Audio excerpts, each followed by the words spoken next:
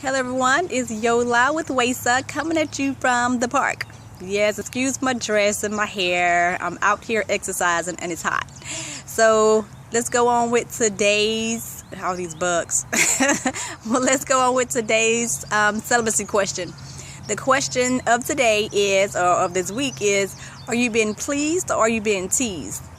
This came from a conversation that I was having with my spiritual parents in regards to men and women and the art of sex. And so going to the Bible first, in Genesis 2:23, that's when Adam said, "This is now bone of my bone and flesh of my flesh. She shall be called woman because she was taken from man." And with that, the art of sex, it should feel like a oneness, a completeness, a wholeness, because you're now joined with the man or woman that God has destined you to be with. Now, when you're having sex outside of marriage, then there's an incompleteness that you may feel because you're not getting pleased as you should be. There's a different pleasing that you will get inside of marriage that you don't get on the outside of marriage. And I know some people may say, well, I'm having sex outside of marriage and I'm being pleased, but are you really?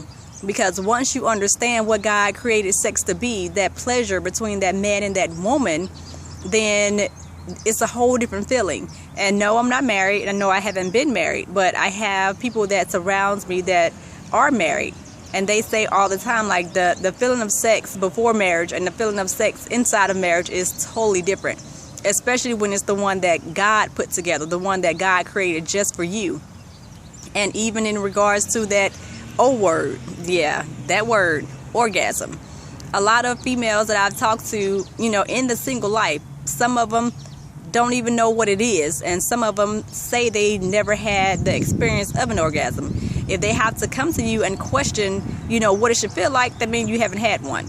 So are you being pleased or are you being teased? Is he teasing you in regards to having sex with you before marriage? Same with men. Is she teasing you in regards to having sex before marriage, or are you being pleased?